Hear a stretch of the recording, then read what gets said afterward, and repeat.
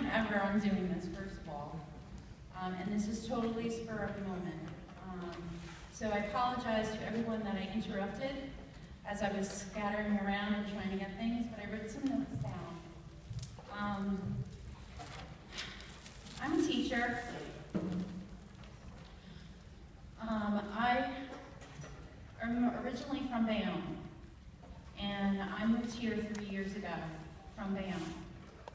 I separated from my husband, and he lives 45 minutes away now from my kids.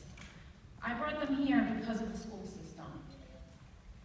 I now am a substitute teacher, and I get the pleasure of watching your kids in order to give these great teachers some time off from their very important jobs. And it took me a very long time to get my degree. I went to school in Bayonne, public school system, and I took violin as a child. And my daughter Samantha is a 6th grader here taking violin. One thing, I didn't become famous. I didn't play at Carnegie Hall or Lincoln Center. I may have performed on a stage once in my life and didn't score well. But the memories in my head, and when I listen to music, any kind of music that I listen to, I hear the sounds of the violin. And I pointed out to my kids, especially Samantha, since she's learning to play the violin. Do you hear that? Those are the strings. Do you hear that? And she's learned all of the sounds of the other instruments as well. I have gone to Lincoln Center one time in my life. My brother-in-law made me go see, I don't know who it was playing, what symphony it was, but they played the theme song to the movie 10. Some of you may remember that movie 10 with Bo Derek. Bolero.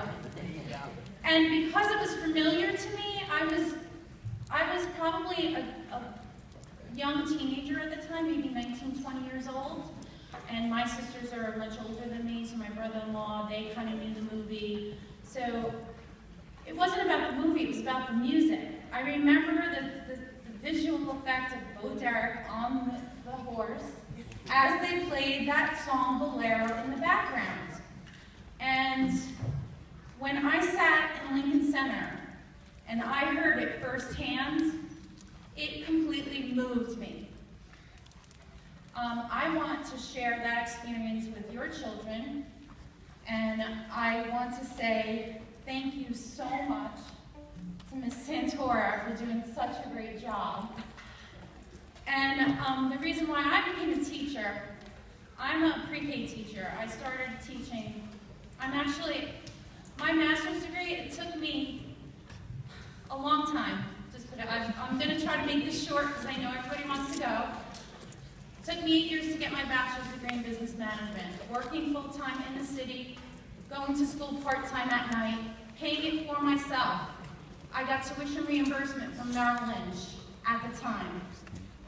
I went to another school to try to become a physical therapist. I got into the University of Medicine and Dentistry. And I got into the program. And my second year out of 3 years going full-time, I was 30 years old at the time, I became pregnant with my son. And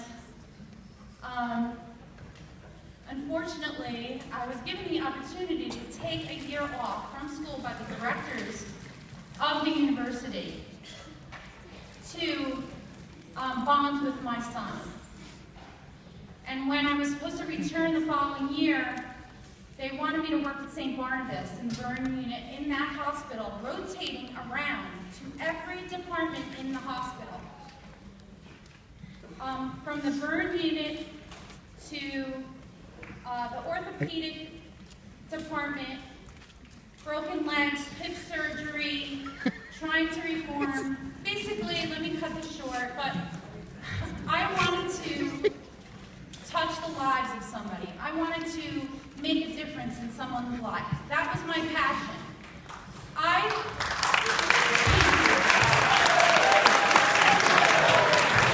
you.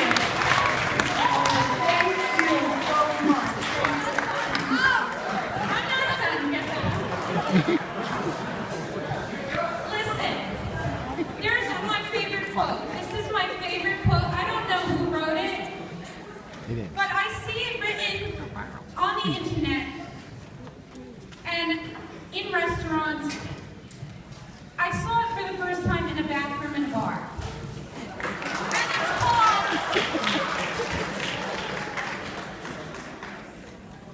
the quote is, "Life is not about the breaths we take, but it's about the moments that take our breath away."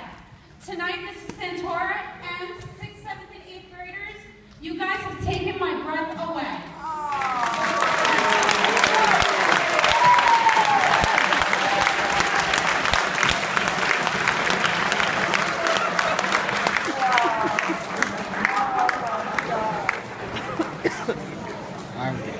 In a second.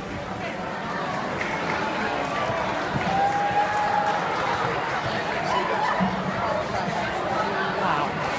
She's still going.